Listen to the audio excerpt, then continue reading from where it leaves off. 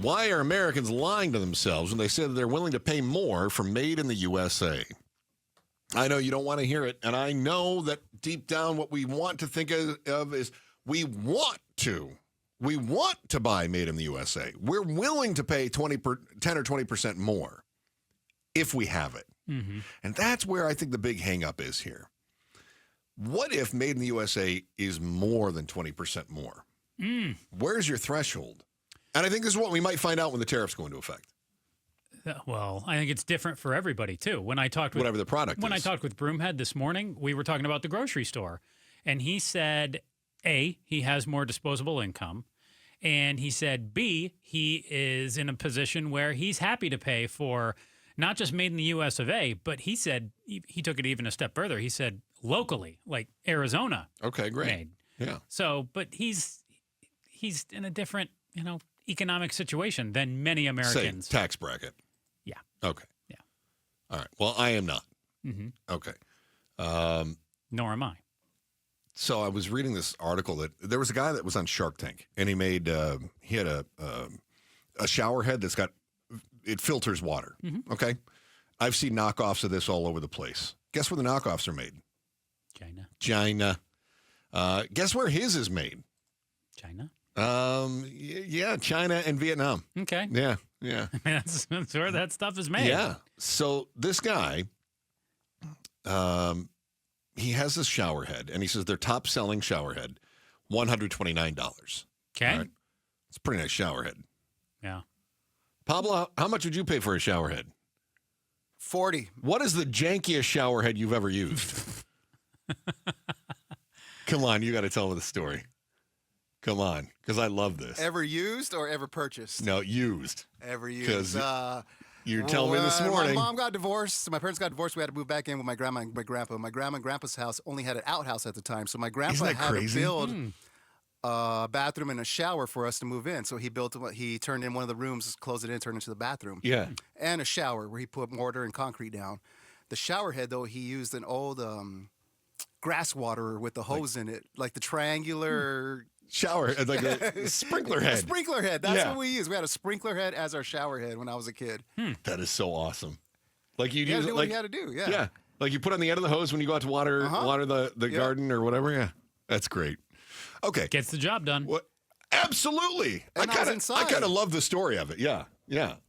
But do you think your grandpa paid $129 adjusted for inflation, of course? For that janky shower head, which he actually just stole off the neighbor's hose? He probably got it from Ace or something. That's exactly what he did. Exactly what he did. All right, $129 for the fancy filtered shower head. All right, but that is the stuff that's manufactured in Asia. So that's all jumping up. So he thought to himself, can we reshore the manufacturing to the United States? I think there's a lot of companies having this exact conversation, either in their own minds, if they're small businesses, or they're having them in the boardrooms. What can we do to reshore? Well, what can we do to bring manufacturing back to the U.S.? We've had the Apple conversation the last few weeks with, an iPhone's roughly $1,000. Sure. What would the cost jump to if it was made here in the U.S.? And I've seen estimates of anywhere from about $1,500 up to $3,000 if it was made entirely here in the U.S. Yeah. So it can be done, but it's pricier. Okay. How many people are willing to pay $3,000 for an iPhone? Broomhead, I think. Right. Actually, I would definitely do it. Mike does not use an iPhone. I would definitely do it anyway. I would do it just to spite you and make.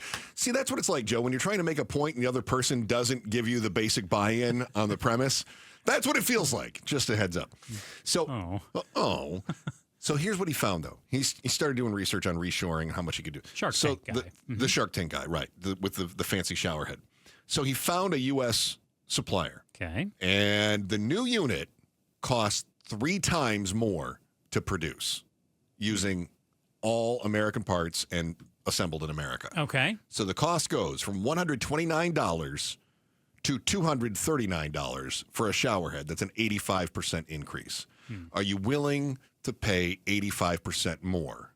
Don't tell me Mike Broomhead's answer. I want to know your answer. No. A guy who steals clothes from homeless people when he goes on his nightly shopping walks. Little exaggeration from you, but no. No, I would not be.